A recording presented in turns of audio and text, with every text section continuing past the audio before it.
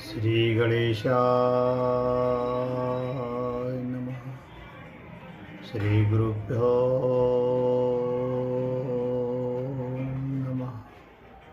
श्री पुराण पुरुष पुरुषोत्तम भगवान की जय। सत्य सनातन वैदिक धर्म की जय।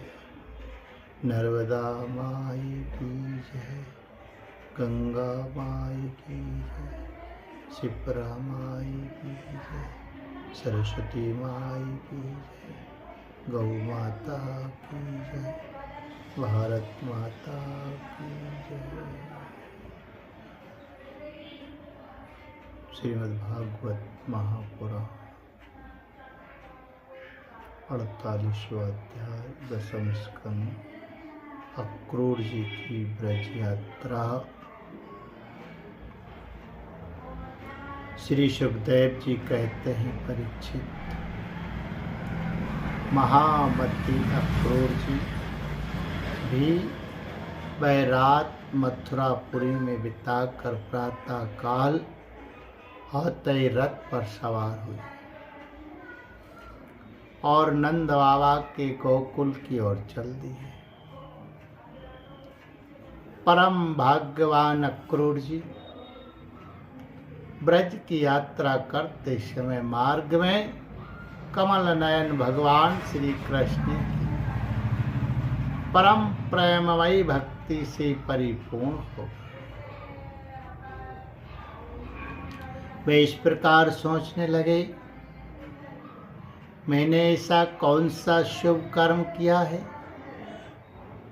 ऐसी कौन सी श्रेष्ठ तपस्या की है, अथवा किसी सत्य पात्र को ऐसा कौन सा महत्वपूर्ण दान दिया है, जिसके फल स्वरूप आज मैं भगवान श्री कृष्ण के दर्शन करूं।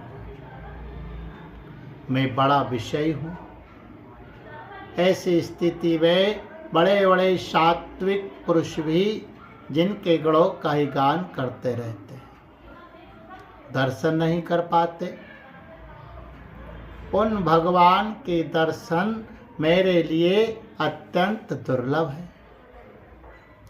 ठीक वैसे ही जैसे शूद्र कुल के बालक के लिए वेदों का कीर्तन, परंतु नहीं, मुझ अधम को भी भगवान श्री कृष्ण के दर्शन होंगे ही, क्योंकि जैसे नदी में बहते हुए तिनके कभी कभी इस पार से उस पार लग जाते हैं, वैसे ही समय के प्रवाह से भी कहीं कोई इस संसार सागर को पार कर सकता है। अवश्य ही आज मेरे सारे अशुभ नष्ट हो गए। आज मेरा जन्म सफल हो गया,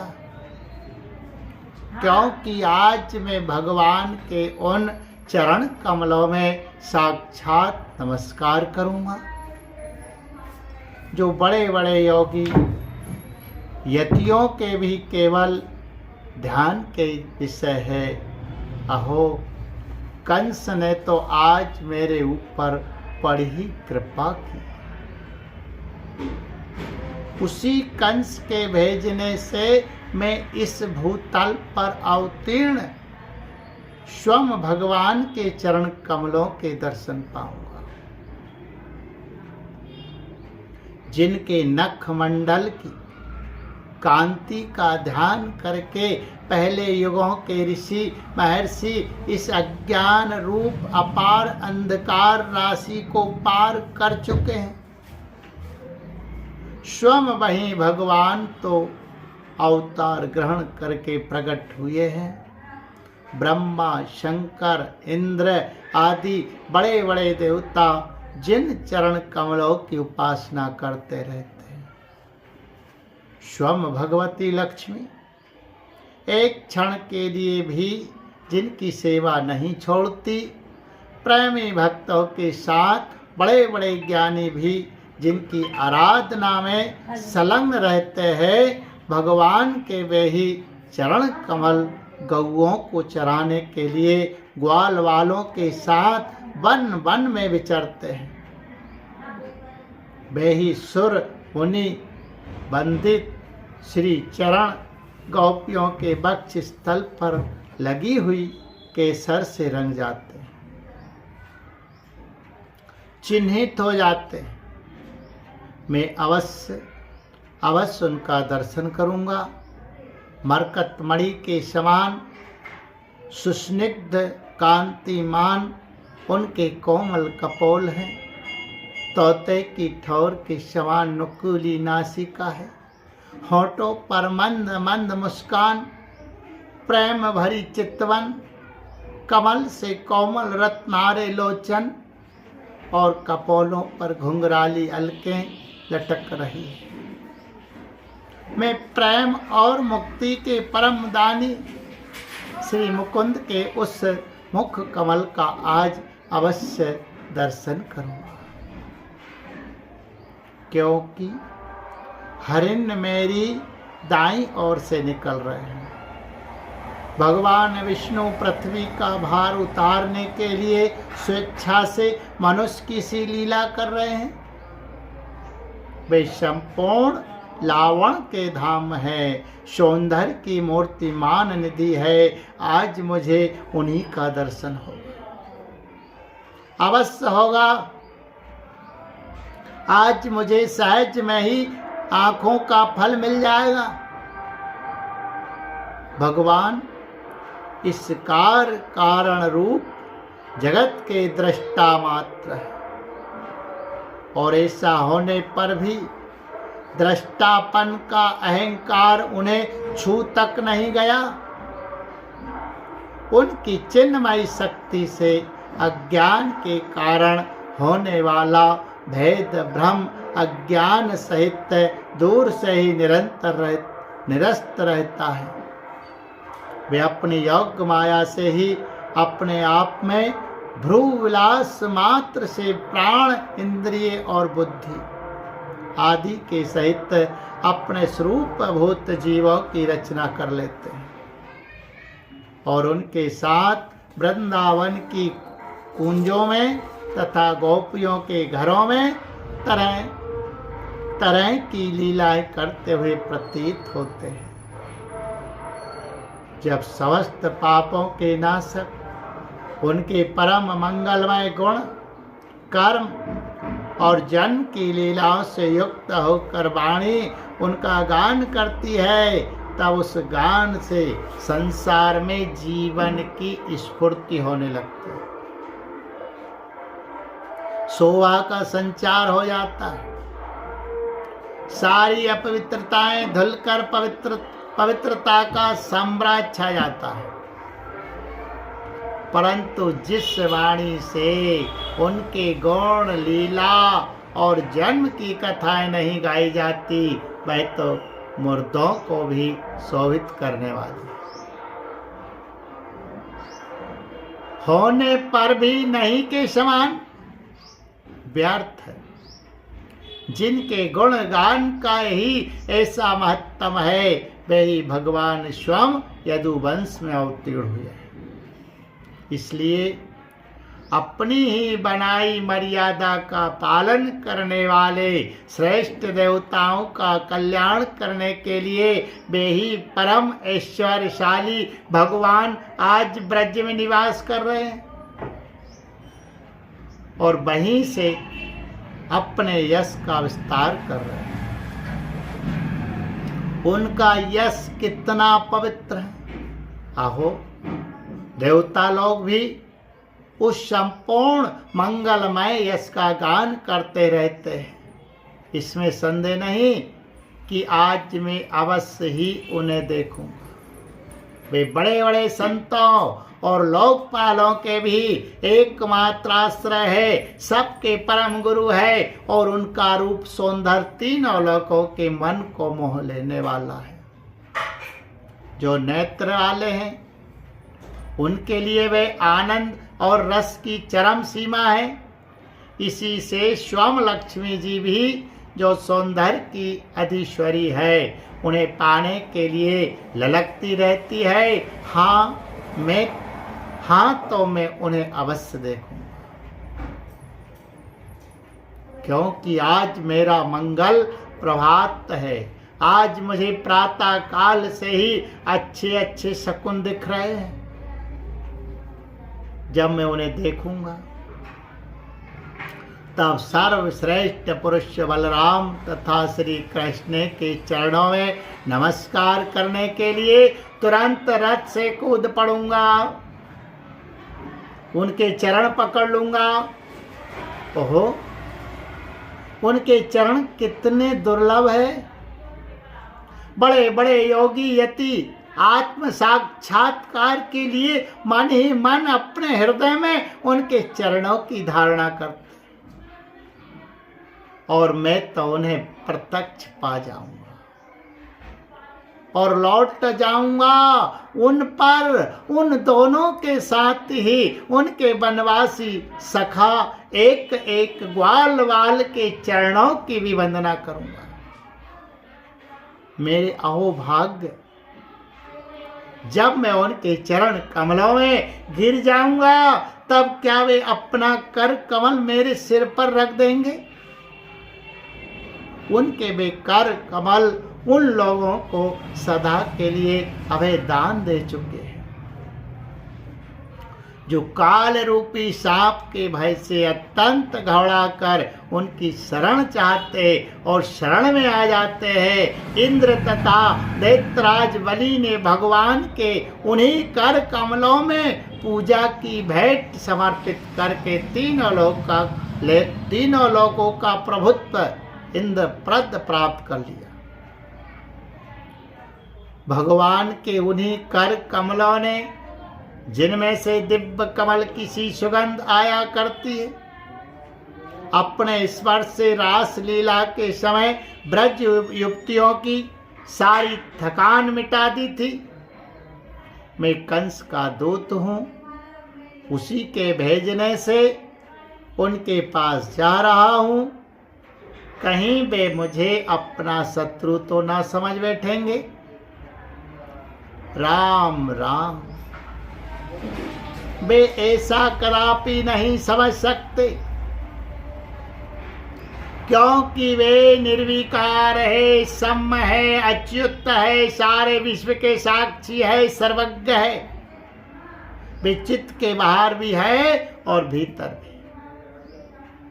वे क्षेत्रज्ञ रूप से स्थित होकर अंतःकरण की एक एक चेष्टा को अपने निर्मल ज्ञान दृष्टि के द्वारा देखते रहते। तब मेरी शंका व्यर्थ है। अवश्य ही मैं उनके चरणों में हाथ जोड़कर विनीत भाव से खड़ा हो जाऊंगा। वे मुस्कुराते हुए दया भरी स्निग्ध दृष्टि से मेरी ओर देखेंगे। उस समय मेरे जन्म जन्म के समस्त अशुभ संस्कार उसी क्षण नष्ट हो जाएंगे और मैं निशंक होकर सदा के लिए परमानंद में मग्न हो जाऊंगा। मैं उनके कुटुंब का हूं और उनका अत्यंत हित चाहता हूं। उनके सिवा और कोई मेरा आराध्य देव भी नहीं है।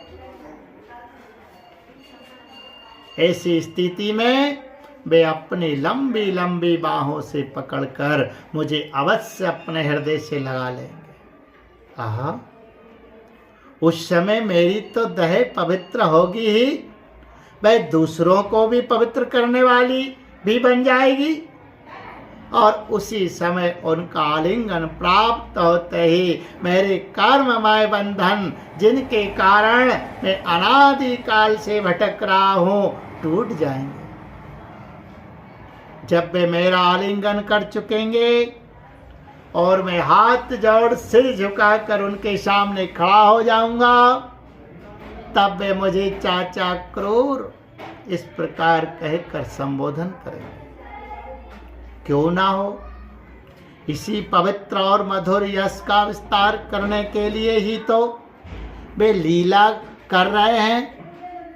तब मेरा जीवन सफल हो जाएगा। भगवान श्री कृष्ण ने जिसको अपनाया नहीं, जिसे आदर नहीं दिया, उसके उस जन्म को, जीवन को धिक्कार है। ना तो उन्हें कोई प्रिय है और ना तो अप्रिय, ना तो उनका कोई आत्मीय सुहृद है और ना तो शत्रु। उनकी उपेक्षा का पात्र भी कोई नहीं है। फिर भी जैसे कल्प वृक्ष अपने निकट आकर याचना करने वालों को उनकी मोह मांगी वस्तु देता है, वैसे ही भगवान श्री कृष्ण भी जो उन्हें जिस प्रकार भजता है उसी रूप में भजते हैं। वे अपने प्रेमी भक्तों से ही पूर्ण प्रेम करते हैं। मैं उनके सामने विनीत भाव से सिर झुकाकर खड़ा हो जाऊंगा और बलराम जी मुस्कुराते हुए मुझे अपने हृदय से लगा लेंगे और फिर मेरे दोनों हाथ पकड़कर मुझे घर के भीतर ले जाएंगे। वहाँ सब प्रकार से मेरा सत्कार करेंगे। इसके बाद मुझसे पूछेंगे कि कंस हमारे घर वालों के साथ कैसा व्यवहार करता है। श्री सुखदेव जी कहते हैं, परीक्षित, स्व फल्कनंदन अक्रूर मार्ग में इसी चिंतन में डूबे डूबे रथ से नंदगांव पहुंच गए और सूरस्ताचल पर चले गए। जिनके चरण कमल की रज का सभी लोकपाल अपने किरीटों के द्वारा सेवन करते हैं, अक्रूर जी ने गोष्ठ में उनके चरण चिन्हों के दर्शन किए। कमल, यव, अंकुश आदि असाधारण चिन्हों के द्वारा उनकी पहचान हो रही थी और उनसे पृथ्वी की शोभा बढ़ रही थी। उन चरण चिन्हों के दर्शन करते ही अक्रूर जी के हृदय में इतना आख्यान हुआ कि वे अपने को संभाल न सके, विख्याल हो गए। प्रेम के आवेग से उनका रोम रोम खिल उठा, नेत्रों में आंसू भर आए और झट और टप टप टपकने लगे। वे रथ से कूदकर उस धूली में लौटने लगे और कहने लगे, अहो, ये हमारे प्रभु के चरणों की रज है। परीक्षित, कंस के संदेश से लेकर यहाँ तक अक्रूर जी के चित्त की जैसी वह अवस्था रही है, यही जीवों के देह धारण करने का परम लाभ है। इसलिए जीव मात्र का यही परम कर्तव्य है कि दंभ, भय और शोक त्याग कर भगवान की मूर्ति, प्रतिमा, भक्त आदि चिन्ह, लीला, स्थान तथा गणों के दर्शन, श्रवण आदि के द्वारा ऐसा ही भाव संपादन करे। ब्रज में पहुंचकर अक्रूर जी ने श्री कृष्ण और बलराम दोनों भाइयों को गाय दोहने के स्थान में विराजमान देखा। श्याम सुंदर श्री कृष्ण पीताम्बर धारण किए हुए थे और गौर सुंदर बलराम नीलांबर, उनके नेत्र शरतकालीन कमल के समान खिले हुए थे। उन्होंने अभी किशोर अवस्था में प्रवेश ही किया था। वे दोनों गौर श्याम निखिल सौंदर्य की खान थे। घुटनों का स्पर्श करने वाली लंबी लंबी भुजाएं, सुंदर बदन, परम मनोहर और गज शावक के समान ललित चाल थी। उनके चरणों में ध्वजा, वज्र, अंकुश और कमल के चिन्ह थे। जब वे चलते थे उनसे चिन्हित होकर पृथ्वी शोभायमान हो जाती थी। उनकी मंद मंद मुस्कान और चित्तवन ऐसी थी मानो दया बरस रही हो। वे उदारता की तो मानो मूर्ति ही थे। उनकी एक एक लीला उदारता और सुंदर कला से भरी थी। गले में बनमाला और मड़ियों के हार जगमगा रहे थे। उन्होंने अभी स्नान करके निर्मल वस्त्र पहने थे और शरीर में पवित्र अंगराग तथा चंदन का लेप किया था। परीक्षित, अक्रूर ने देखा कि जगत के आदि कारण, जगत के परम पति पुरुषोत्तम ही संसार की रक्षा के लिए अपने संपूर्ण अंशों से बलराम जी और श्री कृष्ण के रूप में अवतीर्ण होकर अपने अंग कांति से दिशाओं का अंधकार दूर कर रहे हैं। वे ऐसे भले मालूम होते थे जैसे सोने से मढ़े हुए मरकत मणि और चांदी के पर्वत जगमगा रहे हो। उन्हें देखते ही अक्रूर जी प्रेमावेग से अधीर होकर रथ से कूद पड़े और भगवान श्री कृष्ण तथा बलराम के चरणों के पास साष्टांग लौट गए। परीक्षित, भगवान के दर्शन से उन्हें इतना ख्याल हुआ कि उनके नेत्र आंसू से सर्वथा भर गए। सारे शरीर में पुलकावली छा गई। उत्कंठावश गला भर आने के कारण वे अपना नाम भी न बतला सके। शरणागत वत्सल भगवान श्री कृष्ण उनके मन का भाव जान गए। उन्होंने बड़ी प्रसन्नता से चक्रांकित हाथों के द्वारा उन्हें खींच कर उठाया और हृदय से लगा लिया।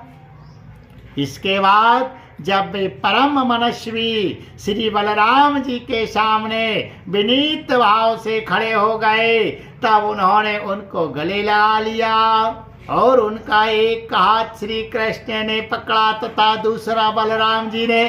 दोनों भाई उन्हें घर ले गए। घर ले जाकर भगवान ने उनका बड़ा स्वागत सत्कार किया। कुशल मंगल पूछकर श्रेष्ठ आसन पर बैठाया और विधि पूर्वक उनके पांव पखार कर मधु पर्क शहद मिला हुआ दही आदि पूजा की सामग्री भेंट की। इसके बाद भगवान ने अतिथि अक्रूर जी को एक गाय दी और पैर दबाकर उनकी थकावट दूर की तथा बड़े आदर एवं श्रद्धा से उन्हें पवित्र और अनेक गुणों से युक्त अन्न का भोजन कराया। जब वे भोजन कर चुके तब धर्म के परम मर्मज्ञ भगवान बलराम जी ने बड़े प्रेम से मुखवास, पान, इलायची आदि और सुगंधित माला आदि देकर उन्हें अत्यंत आनंदित किया। इस प्रकार सत्कार हो चुकने पर नंदराय जी ने उनके पास आकर पूछा, अक्रूर जी, आप लोग निर्दयी कंस के जीते जी किस प्रकार अपने दिन काटते हैं? अरे, उसके रहते आप लोगों की वही दशा है जो कसाई द्वारा पाली हुई भेड़ों की होती है। जिस इंद्रियाराम पापी ने अपनी बिलखती हुई बहन के नन्हे नन्हे बच्चों को मार डाला, आप लोग उसकी प्रजा है, फिर आप सुखी है, ये अनुमान तो हम कर ही कैसे सकते। अक्रूर जी ने नंद बाबा से पहले ही कुशल मंगल पूछ लिया था। जब इस प्रकार नंद बाबा ने मधुर वाणी से अक्रूर जी से कुशल मंगल पूछा और उनका सम्मान किया, तब अक्रूर जी के शरीर में रास्ता चलने की जो कुछ थकावट थी वह सब दूर हो गई। बोले गोविंद गोपाल कृष्ण भगवान की जय।